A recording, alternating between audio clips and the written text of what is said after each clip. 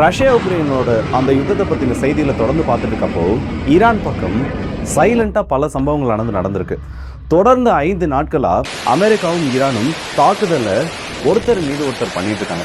இதில் அமெரிக்கா ஒரு படி மேலே போயிட்டு என்ன பண்ணிட்டாங்கன்னா, நேற்று ஒரு இரவுல மட்டும் ஈரானோட முக்கியமான பிரிட்ஜ் நெட்வொர்க்ஸ், எந்தெந்த இடத்துல ஈரானோட முக்கியமான பாலங்கள் இருக்கோ அதை தகர்க்க ஆரம்பிச்சிட்டாங்க. பதிலுக்கு ஈரான் அமெரிக்காவோட ரேடார்ஸ் ஓமனில் இருக்குது, இன்னும் சில நாடுகளில் இருக்குது, அதை தாக்க ஆரம்பிச்சிட்டாங்க. இந்த 2 தரப்பும் முக்கியமான ஒரு கட்டத்தை நோக்கி போக ஆரம்பிச்சிருக்காங்க. அதாவது நேற்று நைட்டில் மட்டும் 30க்கும் அதிகமான ஏரியல் ரீஃபியூல் டேங்கர்ஸோட அந்த நடமாட்டமானது இஸ்ரேலோட வான்பரப்பில் இருந்திருக்கு. அமெரிக்கா அவங்களோட டேங்கர் ஃப்ளீட்ன்றதை இஸ்ரேலில் மீண்டும் அதிகப்படுத்த ஆரம்பிச்சிருக்காங்க. இது ஒரு கோ டு ஆப்ஷனாக ஈரான் மேலே எப்போ வேணால் ஒரு ஸ்ட்ரைக் நடத்தலான்றப்போ இஸ்ரேலும் அமெரிக்காவும் சேர்ந்து மிகப்பெரிய ஒரு வான்வழி தாக்குதலை ஈரான் மேலே நடத்துறதுக்கு ஒரு வாய்ப்பையும் உருவாக்கியிருக்கு. ஆனால் ஈரானும் இந்த இடத்துல சும்மா இல்லை, அவங்களும் அமெரிக்காவுக்கு எதிராக எவ்வளோ பெரிய ஒரு கவுண்டர் ஸ்ட்ரைக்கை பண்ண முடியுமோ அதையும் பண்ணிட்டு இருக்காங்க. ஸோ இதை பற்றின அத்தனை தகவல்களையும் கூடவே ரஷ்யா உக்ரைன் சம்மந்தப்பட்ட சில முக்கியமான அப்டேட்ஸையும் இந்த ஒரு பதிவில் பார்த்துடலாம். வாங்க வீடியோக்குள்ளே போயிடலாம். நான் உங்கள் ஆர்கே தம்பு கிருஷ்ணன், டிபி ட்ரெண்டிங்ஸ்.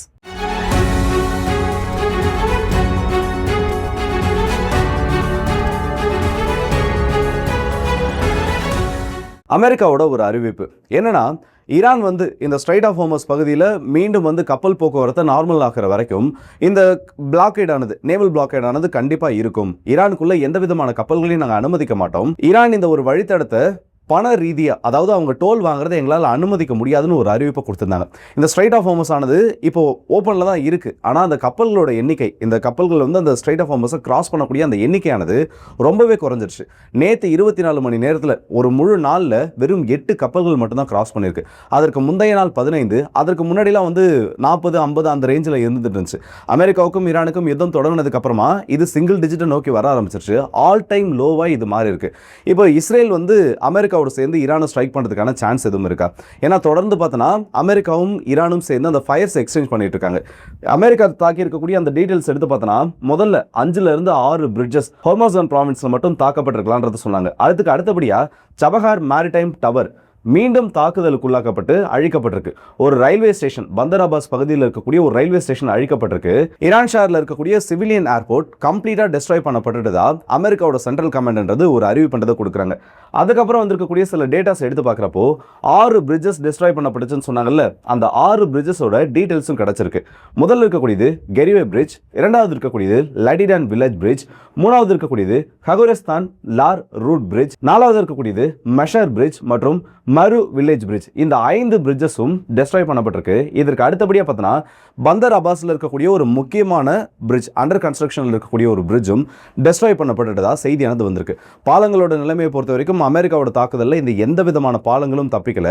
சிலது அந்த ட்ரக்ஸோட மூவ்மெண்ட்ஸ் இருக்கப்பவே அந்த இடத்துல டெஸ்ட்ராய் பண்ணப்பட்டிருக்கு. இதை ரீகன்ஸ்ட்ரக்ஷன் பண்ணணும்னா குறைஞ்சபட்சம் சில வாரங்கள்ல இருந்து சில மாதங்கள் வரைக்கும் தான் ஆகும். ஏன்னா அந்த ஸ்ட்ரக்சர்ஸ் எல்லாமே கீழே விழுந்து கம்ப்ளீட்டாக அந்த பிரிட்ஜ்ன்றது கொலாப்ஸ் ஆகக்கூடிய அளவுக்கு அமெரிக்காவோட ஸ்ட்ரைக் ஆனது நடந்திருக்கு. சரி, இதுக்கு ஈரான் என்ன பண்ண போறாங்க? ஏன்னா இப்போ இஸ்ரேலை பொறுத்த வரைக்கும் அவங்களோட ஆயுதங்கள் நடமாட்டம் அதிகமாக இருக்கு. ஒரு பக்கம் பார்த்தோன்னா இஸ்ரேலுக்கு அதிகமான டேங்கர் விமானங்கள் அனுப்பியிருக்காங்க. இன்னொரு பக்கம் அமெரிக்காவோட சில உளவு ட்ரோன்கள் ஈரானோட வான்பரப்பை கண்காணிக்க ஆரம்பிச்சிருக்கு. இதெல்லாம் அமெரிக்கா எப்போ பெருசாக பண்ணுவாங்கன்னா பெரிய ஒரு மேசிவ் ஸ்ட்ரைக் நடத்த போறாங்க. அதுவும் அவங்களோட விமானப்படையை பயன்படுத்தி நடத்த போறாங்கன்னா மட்டும்தான் இந்த அளவுக்கு சில விஷயங்களை பண்ணுவாங்க. ஸோ அதோட ஸ்டெப் 1 தான் இது. ரீஃபியூல் டேங்கர்ஸ் உள்ள வரணும், உளவு ட்ரோன்கள் உளவு தகவலை சேகரிக்கணும், அதற்கப்புறமா மிஷனுக்கு பிளான் பண்ணப்பட்டு ஃபைட்டர் ஜெட்ஸ் உள்ள போயிட்டு அடிக்கணும், ரீஃபியூல் ஏர்கிராஃப்ட்ஸ் உள்ள போகிறப்போ இன்னும் அதிக தூரத்துக்கு உள்ள போய் உங்களால் அடிக்க முடியும். இதுதான் உங்களோட பிளானாக இருக்க போது. அதுக்கு அமெரிக்கா தயாராகிட்டு இருக்காங்க. சரி, ஈரான் கிட்ட இதுக்கு என்ன பதில் இருக்கு? அமெரிக்கா ரெடி ஆகிட்டு இருக்காங்க தெரியுது. இப்போ ட்ரம்ப் அவர்களை பொறுத்த வரைக்கும் 2 ஆப்ஷன் தான். ஒன்று, இந்த பிரச்சனை இதோட முடிக்கிறது. அப்படி இல்லையா ஆப்ரேஷன் எபிக் ஃபேரியை விட மிகப்பெரிய அளவு தாக்குதல் நடத்துறது. இது மட்டும்தான் இருக்கக்கூடிய அந்த அவர் டேபிளில் இருக்கக்கூடிய கார்ட்ஸாக இருந்துட்டு இருக்கு. இதில் என்ன ஒரு முடிவு எடுப்பார்ன்றது இப்போ வரைக்கும் தெரியல. ஆனால் ஈரான் இதுக்கு ரெடி ஆகிட்டு இருக்காங்க. ஈரானோட ஐநா சபைக்கான தூதர் ஒரு விஷயத்தை தெளிவாக சொல்லியிருக்காரு. ஈரானோட ரிட்டாலியேஷன்றது அமெரிக்காவுக்கு எதிராக கண்டிப்பாக எப்பயுமே இருந்துட்டு இருக்கும். ஆனால் இதில் அமெரிக்கா புரிஞ்சுக்க மறுக்கிற ஒரு விஷயம் என்னன்னா, அமெரிக்கா பண்ணுற மாதிரி பெரிய ஒரு ஏரியல் ஸ்ட்ரைக்கோ இல்லை ஹெவி மிசைல்ஸை ஃபயர் பண்ணுறதோ ஈரானுக்கு தேவையில்லை. குறிப்பிட்ட சில டார்கெட்ஸ் அடித்தாலே போதும், அமெரிக்கா எந்த வகையில் பணியுவாங்கன்றது ஈரானுக்கு தெரியும். ஸோ அதற்கு ஏற்ற மாதிரி நாங்கள் எங்களோட டார்கெட்ஸை சூஸ் பண்ணுவோம், கண்டிப்பாக அதற்கான தாக்குதல் தொடங்குன்றதை சொல்லியிருக்காங்க. இதோட முதல் கட்டமாக ஓமனில் இருக்கக்கூடிய சர்வைலன்ஸ் ரேடார், கோஸ்டல் சர்வைலன்ஸ் ரேடார்னு சொல்லுவாங்க. இந்த ஸ்ட்ரைட் ஆஃப் ஹோர்மஸ் பகுதியை கண்காணிக்கிறதுக்கும் அங்கே இருக்கக்கூடிய எக்ஸாக்டான ட்ராக்கிங் டேட்டாவை எடுக்கிறதுக்கும் இந்த ரேடார்களோட பங்கு ரொம்ப ரொம்ப முக்கியம். அந்த நெட்வொர்க்கை நாங்கள் டெஸ்ட்ராய் பண்ணிட்டோம்னு ஈரான் ஒரு அனௌன்ஸ்மெண்ட் கொடுத்துருக்காங்க. அதுக்கான சில ஃபோட்டோஸும் வெளியிடப்பட்டிருக்கு. ஈரானோட அந்த ஸ்ட்ரைக்ஸுக்கு அப்புறமா அமெரிக்காவோட அந்த ரேடார்ஸ் டேமேஜ் ஆன மாதிரி அந்த பதிவுகள் எல்லாமே வெளியில் வந்திருக்கு. அதுக்கான புகைப்படங்களும் கிடச்சிருக்கு. இது பெரிய ஒரு இம்பாக்டை கொடுக்குமான்னு கேட்டிங்கன்னா கண்டிப்பாக கொடுக்கும். ஏன்னா இன்னைக்கு கிரவுண்ட் பேஸ்டு ரேடார்ஸை பயன்படுத்தி தான் ஸ்ட்ரைட் ஆஃப் ஹார்மஸில் அந்த கப்பல்களோட நடமாட்டமானது கண்காணிக்கப்படுது. உள்ள லைவாக ஏர்கிராஃப்டை போகிறப்போ அது எப்போ வேணால் ஈரானோட மிசைல்ஸ்க்கு அந்த மிசைல் ஃபயருக்குள்ளே வரலான்றப்போ ரொம்ப ஒரு சேஃபான கேம் பிளே தான் அமெரிக்கா இந்த இடத்துல ப்ளே பண்ணிட்டு இருக்காங்க. ஸோ இந்த கப்பல்களை கண்காணிக்கிறதுல சில தடுமாற்றங்கள் இந்த இடத்துல உருவாகிறதுக்கான சான்ஸ் இருக்குது. இந்த ரேடாரோட டிஸ்ட்ரக்ஷனும் அதை தான் காமிக்குது. இது மட்டும் இல்லை, ஈரான் ரொம்ப பெரிய ஒரு வார்னிங் என்ன கொடுத்துருக்காங்கன்னா, இது அமெரிக்காவுக்கான வார்னிங் மட்டும் கிடையாது. இதே மாதிரி வந்து தாக்குதலானது தொடங்குது, அமெரிக்காவுக்கு அரபு நாடுகள் உதவி பண்ணிட்டு இருக்காங்கன்னா அடுத்தது கமர்ஷியல் சைட்ஸின் மீதும், துறைமுகங்கள் மட்டும் இல்லாமல் சில முக்கியமான சைட்ஸ் மேலேயும் நாங்கள் தாக்குதல் நடத்தணும்னு சில லிஸ்ட்டை கொடுத்துருக்காங்க. இதில் யுஏஇயில் இருக்கக்கூடிய ஜபெல் அலி போர்ட், பஹ்ரைனில் இருக்கக்கூடிய மினா சல்மான் போர்ட், குவைத்தில் இருக்கக்கூடிய ஷைப் போர்ட் அண்ட் கேம்ப் அர்ஜஃபான், கத்தாரில் இருக்கக்கூடிய ஹமத் துறைமுகம் மற்றும் சவுதி அரேபியாவில் இருக்கக்கூடிய கிங் ஃபகத் இண்டஸ்ட்ரியல் போர்ட் யன்பு பகுதியில் இருக்கிறது. அதுவும் தாக்குதலுக்கு உள்ளாகுன்ற ஒரு எச்சரிக்கையை கொடுத்திருக்காங்க. இந்த லிஸ்ட்ன்றதை ரிலீஸ் பண்ணியிருக்காங்க. குவைத்தில் இருக்கக்கூடிய வாட்டர் டிசாலினேஷன் பிளான்ட்ன்றதும் இன்னைக்கு அமெரிக்காவோட ஸ்ட்ரைக்கு ரெஸ்பான்ஸா ஈரானோட ட்ரோன்கள்னால தாக்கப்பட்டிருக்கிறதாவும் குவைத் கிட்ட இருந்து ஒரு செய்தியானது வந்திருக்கு. ஸோ அஃபிஷியலா ஈரான் செய்யக்கூடிய ரிட்டாலியேஷன் இந்த இடத்துல அமெரிக்காவுக்கு எதிராக இருக்கிறது மட்டும் இல்லாமல் அமெரிக்காவுக்கு எந்தெந்த நாடுகள் எல்லாம் உதவுறாங்களோ அவங்கள டார்கெட் பண்ண ஆரம்பிச்சிட்டாங்க. இது ஈரானோட ஒரு டாக்டிக்ஸாக தான் இருந்துட்டு இருக்கு. அண்ட் இதுக்கு நடுவில் ஈராக்கின் மீதும் ஈரான் தாக்குதல் நடத்திருக்காங்க. அமெரிக்காவால் பேக் பண்ணக்கூடிய குர்திஷ் பீப்புள்ஸ், குர்து இன மக்கள் அந்த இடத்துல வாழ்ந்துட்டு இருக்காங்க. அவங்களை கிட்டத்தட்ட அமெரிக்கா இப்போ எப்படி பயன்படுத்திருக்காங்கன்னு பார்த்தோன்னா, எதிரிக்கு எதிரி நண்பன் சொல்லக்கூடிய வகையில் அவங்களுக்கு வெப்பன்ஸை கொடுக்கறது, இல்லை இவங்களோட வெப்பன்ஸை ஸ்டோர் பண்ணுறதுன்னு சொல்லி சில மலைகளில் இருக்கக்கூடிய சுரங்கங்களை பயன்படுத்துகிறாங்க. அந்த இடங்களுக்கு எதிரான ஒரு தாக்குதல் முயற்சி ஈரான் பண்ணியிருக்காங்க. இதில் கணிசமான அளவு பாதிப்பு ஏற்பட்டதாகவும், சில வெப்பன்ஸ் டிப்போட்டான தாக்கப்பட்டிருக்கிறதுனால அந்த இடத்துல பெரிய அளவிலான தீ விபத்து ஏற்பட்டதாகவும் செய்திகளானது வெளியில் வந்துட்டு இருக்கு. இதற்கு நடுவில் ரஷ்யாவோட ஃபாரின் மினிஸ்டர் முக்கியமான ஒரு அறிவிப்பை கொடுத்துருக்காரு. ஸ்ட்ரைட் ஆஃப் ஹார்மஸ் க்ளோஸில் இருக்குது. அஃபிஷியலாக ஈரான் அனௌன்ஸ் பண்ணலனாலும் கப்பல்களோட வரத்தை பார்க்குறப்போ ஓமன் சைட் கடற்கரை யாரும் பயன்படுத்தப்படுறப்போ இதுதான் இன்னைக்கான ஸ்டேட்டஸ். இது மிகப்பெரிய ஒரு கிரைசிஸில் கொண்டு போயிட்டு விட போகுது. அதுவும் பப் அல் மந்தாப் ஸ்ட்ரைட், ஹவுதிஸோட கண்ட்ரோலில் இருக்கக்கூடிய சின்ன ஒரு கேப் செங்கடல் பகுதியில், அதை ஹவுதிஸ் பிளாக் பண்ணிட்டாங்கன்னா உலக பொருளாதாரம் மிகப்பெரிய ஒரு இழப்பை சந்திக்கும். காரணம், இது ரெண்டு தான் கிரிட்டிக்கலான சோக் பாயிண்ட். ஒரு 28% இவங்க ஸ்ட்ரைட் ஆஃப் ஹார்மஸில் ஹேண்டில் பண்ணுறாங்கன்னா அதே அளவுக்கு சவுதி அரேபியாவோட க்ரூட் ஆயில் மற்றும் மிடில் ஈஸ்டில் இருக்கக்கூடிய க்ரூட் ஆயிலை இந்த பாப் அல் மந்தாப் ஸ்ட்ரைட் வழியாக ஹேண்டில் பண்ணிட்டு இருக்காங்க. இப்போ இந்த ரெண்டு கிரிட்டிக்கல் சோக் பாயிண்ட்ஸும் மூடப்பட்டுருச்சுன்னு வைங்க, வேற வழியே கிடையாது. ஆப்பிரிக்கா கண்டத்தை சுற்றிக்கிட்டு தான் எந்த ஒரு கார்கோவாக இருந்தாலும் ஆசிய கண்டத்தை அடைய முடியும். இது எவ்வளோ பெரிய ஒரு ஸ்ட்ரெஸ்ஸை, எவ்வளோ பெரிய ஒரு ப்ரெஷரை உருவாக்குனா, ஒரு நாளில் வந்தடைய வேண்டிய பொருள், எக்ஸாம்பிளுக்கு சொல்கிறேன், வெறும் ஒரு நாளில் வந்தடையக்கூடிய பொருள் 20 நாட்கள் 30 நாட்கள் டிலே ஆகும். அவ்வளோ பெரிய ஒரு லாங் டிராவல் ஜேர்னியாக இது மாறும். ஆல்ரெடி ஏமனில் இருக்கக்கூடிய ஹவுதிஸ்க்கு எதிராக தாக்குதல் நடந்தப்போ இந்த பாப் அல் மந்தாப் ஸ்ட்ரைட்ன்றது ஒரு பிளாக்கேடுக்குள்ளாச்சு. அப்போ செங்கடல் பகுதியில் மிகப்பெரிய அளவு தாக்குதல், ரெண்டு தரப்புக்கும் மத்தியில் அமெரிக்காவுக்கும் ஏமனில் இருக்கக்கூடிய ஹவுதி ரிபல்ஸ்க்கும் மிகப்பெரிய அளவு போராட்டமானது நடந்துச்சு. அப்போ இருந்த அதே சூழ்நிலை இப்போ திரும்ப உருவாகிறதுக்கான வாய்ப்புகள் இருக்கிறதாகவும் ரஷ்யா சார்பில் ஒரு எச்சரிக்கை கொடுக்கப்பட்டிருக்கு. இதற்கு நடுவில் ஹெஸ்புல்லாவுக்கு வெப்பன்ஸ் அனுப்ப முயற்சி பண்ணி ஈரானோட ராணுவம் பெரிய ஒரு சொதப்பலை பண்ணியிருக்காங்க. ஏன்னா ஆயில் ஏற்றிட்டு போகக்கூடிய அந்த டேங்கர்ஸ்குள்ளே வெப்பன்ஸ் வச்சு அனுப்பியிருக்காங்க. இது சிரியாவில் வச்சு இடைமறிக்கப்பட்டு பல டன் கணக்கிலான ஆயுதங்கள் பிடிபட்டதா செய்திகளானது வெளியில் வர ஆரம்பிச்சிருக்கு. அதோட விஷுவல்ஸ்ன்றது வெளியில் வந்திருக்கு. குறைஞ்சபட்சம் பார்த்தோன்னா ஒரு 300லேருந்து 350 ஏவுகணைகள், சிறிய ரக ஏவுகணைகள், அதற்கான வெடிபொருட்கள், ட்ரோன்கள், ட்ரோன் எதிர்ப்பு ஏவுகணைகள், இது எல்லாமே வந்து அந்த பேக்கேஜஸில் இருந்தால் செய்தியானது வந்துட்டு இருக்கு. சமீப காலங்களில் ஈரானோட ஆயுதங்கள் பெரிய அளவு பிடிபடலை. ஆனால் இப்போ பிடிக்கப்பட்டிருக்கிறது ஈரானோட அந்த ஹெஸ்புல்லா சப்ளை ரூட்டை எக்ஸ்போஸ் பண்ணியிருக்குன்னே சொல்லலாம். இதை ஈரான் வந்து சரி பண்ணாமல் விட்டுட்டாங்கன்னா இதே மாதிரி இன்னும் அதிகப்படியான வெப்பன்ஸும் இந்த இடத்துல பறிமுதல் செய்யப்படுறதுக்கான வாய்ப்பு இருக்குது. ஸோ ஈரானோட அப்டேட்ஸ் ஒரு பக்கம் பெரிய அளவில் ஸ்பார்க்கை உருவாக்கிட்டு இருக்கு. ஏன்னா இன்னைக்கு நைட் ரொம்ப முக்கியம். நீங்கள் இந்த வீடியோ வந்து காலையில் பார்ப்பீங்க. இந்த ஒரு நைட் ரொம்ப முக்கியம். இந்த ஒரு நைட்டில் அமெரிக்கா பெரிய ஒரு ஸ்ட்ரைக்கை பண்ணிட்டாங்கன்னா, இப்போ ஈரான் கொடுத்துருக்காங்கல்ல ஒரு லிஸ்ட்டு, அதில் இருக்கக்கூடிய டார்கெட்ஸ் எல்லாமே வந்து கமர்ஷியல் போர்ட், இதெல்லாம் தாக்கப்பட்டுச்சுன்னா அத்தனை நாடுகளுக்கும் பெரிய ஒரு இழப்பு. அதை சரி பண்ணுற வரைக்கும் பெரிய ஒரு இழப்பில் போய் அது முடிஞ்சிடும். ஸோ அப்படி இருக்கப்போ இன்னைக்கு ஒரு நைட்டில் என்ன பண்ண போகிறாங்க, இல்லை என்ன நடக்குதுன்றதை பொறுத்து தான் இந்த மிடில் ஈஸ்டோட வரப்போகிற சில வருடங்களோட அந்த ஃபியூச்சரே இருக்குது. அமெரிக்கா ஒரு வேளை ஸ்ட்ரைக் பண்ணிட்டாங்கன்னா இந்த கமர்ஷியல் போர்ட் எல்லாம் தாக்கப்படும். அப்படி தாக்கப்பட்டுச்சுன்னா அந்த நாடுகள் நேரடியாக ஈரானுக்கு எதிரான யுத்தத்தில் குதிக்கிறதுக்கு ஒரு வழிவகையை உருவாக்கிடும். இது மிடில் ஈஸ்டில் ரொம்ப பெரிய ஒரு அசாதாரணமான சூழ்நிலையை உருவாக்கும். சரிப்பா, இவ்வளோ நேரம் வந்து ஈரான் பற்றின அப்டேட்ஸை பார்த்துட்டோம். ரஷ்யா பற்றி ரொம்ப முக்கியமான ஒரு அப்டேட் ஒன்று வந்திருக்கு. என்னென்னா, கடந்த 2 நாட்களாக ரஷ்யா உக்ரைனில் பெரிதும் பேசப்படக்கூடிய ஒரு செய்தி என்னென்னா, ரஷ்யா உக்ரைன் சோல்ஜர்ஸ் யாருக்கு அதிகமாக இழப்பு ஏற்படுது? இதை நான் இப்போ பேசுகிறதுக்கு மெயினான ரீசன் என்னென்னா, சிஏஓட ஒரு ரிப்போர்ட் நேற்று வந்துருந்துச்சு. அந்த ரிப்போர்ட்டில் அவங்க என்ன மென்ஷன் பண்ணியிருக்காங்கன்னா, ரஷ்யாவோட சோல்ஜர் ஒருத்தர் ஃப்ரண்ட் லைனுக்கு போகிறாருன்னு வைங்க, அவர் மேக்ஸிமம் வந்து 30லேருந்து 40 நிமிடங்களுக்குள்ள உக்ரைனோட ட்ரோன்கள்னால கொல்லப்பட்டுறாரு. அப்படி இருக்கப்போ சராசரியாக ஒரு வாரத்துக்கு ரஷ்யா 7000லேருந்து 10,000 நபர்கள் வரைக்கும் இழக்கிறாங்கன்னு ஒரு செய்தியை கொடுத்துருந்தாங்க. இது பெரிய ஒரு வைரலான விஷயமா மாறிடுச்சு. சிஏஓட ரிப்போர்ட் வருது, ஓகே. அந்த ரிப்போர்ட் வந்தால் அது எப்படி பெரிய லெவலாக மாறும், அந்த இன்டெலிஜென்ஸ் வந்து எவ்வளோ க்ரெடிபிளாக இருக்குன்றது தெரியும். அப்போது ஒரு வாரத்துக்கு 7000 வீரர்கள்லாம் நேற்றுக்கு ரஷ்யா பெரிய அளவில் மில்லியன் கணக்கில் இழப்புகளை சந்திச்சிருக்கணும். ஆனால் இதில் ஒரு விஷயம் மட்டும் இடிக்குது. என்னென்னு பார்த்தோன்னா, 30லேருந்து 40 நிமிஷம் தான் ஒரு சோல்ஜர் தாங்குறாருன்னா, ஒரு நாளைக்கு குறைஞ்சபட்சம் 1500 வீரர்களாவது ரஷ்யா சார்பில் இழப்புகள் ஏற்படணும். ஆனால் பேட்டில் ஃபீல்டில் கிடைக்கக்கூடிய சில டேட்டா, சரி ஓகே, பேட்டில் ஃபீல்ட்னா என்னடா நீ போயிட்டு நேரில் பார்த்தியான்னு கேட்பாங்க. சரி, பேட்டில் ஃபீல்டில் வேணாம், அஃபிஷியலாக ப்ரெஸ்ஸில் வந்து ஒரு டேட்டாவை எடுப்போம். கடந்த ஒரு 2-3 நாட்களாக உக்ரைனும் ரஷ்யாவும் சேர்ந்து அந்த இறந்த சோல்ஜர்ஸோட அந்த பாடிஸை எக்ஸ்சேஞ்ச் பண்ணிக்கிட்டாங்க. அப்படி எக்ஸ்சேஞ்ச் பண்ணுறப்போ ரஷ்யா சார்பில் ஒப்படைக்கப்பட்ட உக்ரைனோட வீரர்கள் இல்லை உக்ரைனோட அந்த சர்வீஸ்மென்ஸோட பாடி பேக்ஸ் எவ்வளோன்னு பார்த்தோன்னா 501 இறந்த அந்த உடல்களை ரஷ்யா ஒப்படைச்சிருக்காங்க. ரஷ்யாவோட வீரர்கள் உக்ரைன் கிட்ட மாட்டியிருப்பாங்கல்ல, இல்லை ரஷ்யாவோட வீரர்களோட உடல்கள் உக்ரைன் கிட்ட மாட்டிருக்குல்ல, அப்படி இவங்க எத்தனை உடல்களை ஒப்படைச்சிருக்காங்கன்னு பார்த்தோன்னா வெறும் 31. 31 30 தெரியல, இந்த கவுண்டில் தான். அப்படி இருக்கப்போ இந்த டேட்டாவில் எவ்வளோ பெரிய ஒரு கேப் இருக்குதுன்ற உங்களால் பார்க்க முடியும். 530 இதை வந்து நான் சர்க்காஸ்டிக்காவோ இல்லை கம்பேரிசனுக்காகவோ சொல்லலை, இது அஃபிஷியலாக இருக்கக்கூடிய டேட்டா. 500 வீரர்களை ரஷ்யா கொடுத்துருக்காங்க, 500 வீரர்களோட உடல்களை ரஷ்யா கொடுத்துருக்காங்க, 30 வீரர்களோட உடல்களை தான் ரஷ்ய வீரர்களோட உடல்களை தான் உக்ரைன் திரும்ப கொடுத்துருக்காங்க.